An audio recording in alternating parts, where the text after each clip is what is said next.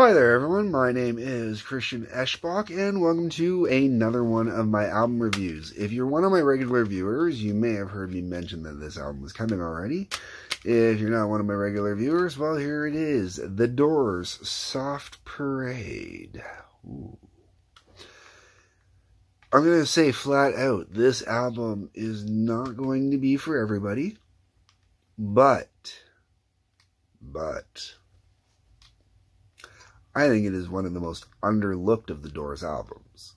Let me explain why. First off, everybody when they think of the Doors automatically goes to Morrison. Everybody thinks Morrison was the brainchild of the Doors. The Morrison wasn't. And this album is one of the reasons that helps shows why Morrison wasn't, because literally Robbie Krieger wrote half the songs on here. It was basically a toss-up back and forth between Morrison or Krieger, if not the two of them together. So, the Doors were not all Morrison. Just remember that, no matter what Hollywood tells you. First song that opens up the album is Tell All the People. I almost want to say they put this song on the beginning of the album to get it done and out of the way and over with. I am not a fan of Tell All the People. I think it's boring. It's drawn out. It is the only song on this album I don't like. And when I say that it's boring and it's drawn out, wait till I get to the second half of this album, okay? So from there, we go into the legendary Touch Me. Come on, come on, come on and touch me, baby. Can't you see?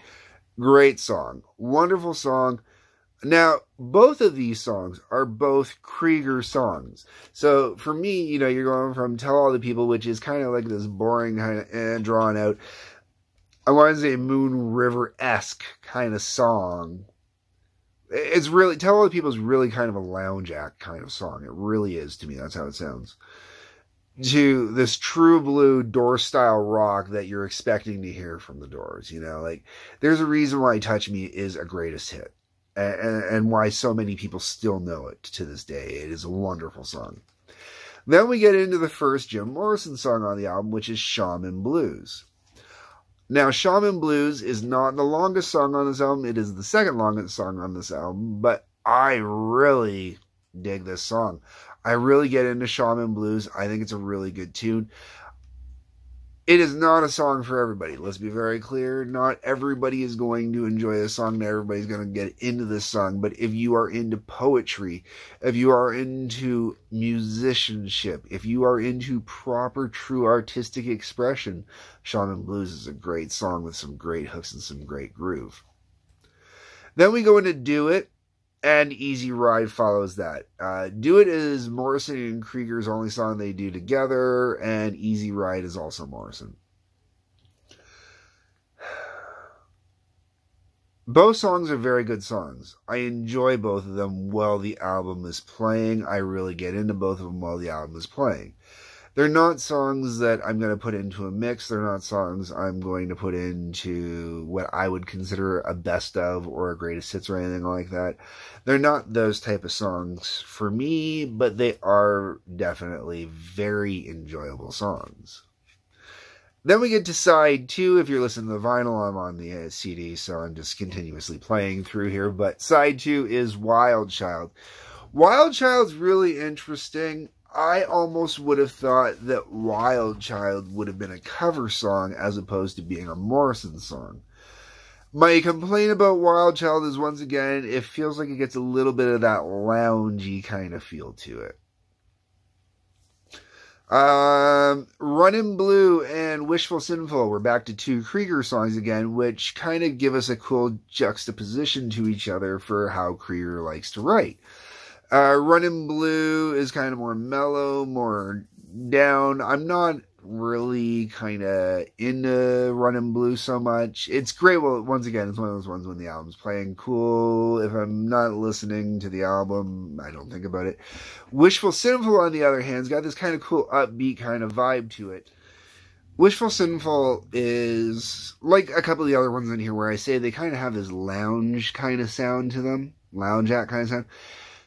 when I say that, what I'm referring to is they got that Vegas-y kind of sound, like where you're expecting kind of Elvis in Vegas or Frank Sinatra or anybody from kind of the Rat Pack kind of thing. You know, there's just like a Vegas kind of vibe to it where they're just kind of going with it. And it makes sense for the time because this was what, 60...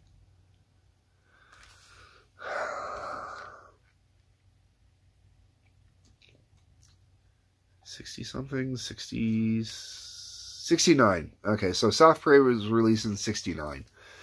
To me, it's interesting because this would have been, once again, in and around the time when the Doors were hanging out with Alice Cooper. Pink Floyd would have been around there. Would have been a lot of the LA kind of scene going on at the time.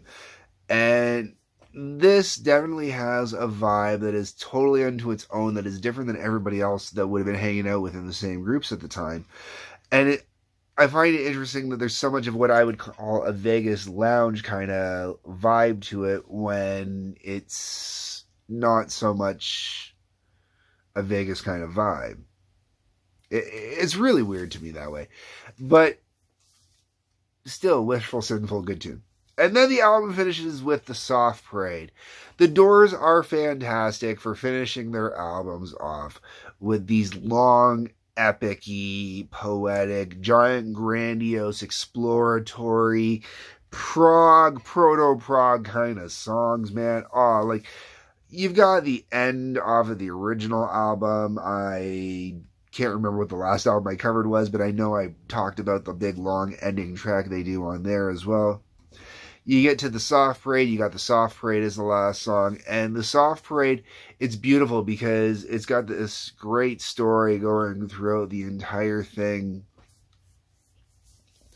And there's great narrative where there's both poetry and there's this action, and there's just, it's a great album cut. It's a fantastic album cut, and it's honestly one of my favorite songs to listen to off of this album the whole way around. It's just really, really good tune. Okay, so that finishes off the core album. Now, I bought the 40th anniversary edition, so it had some bonus stuff on here. And some of the bonus stuff on here is really kind of cool.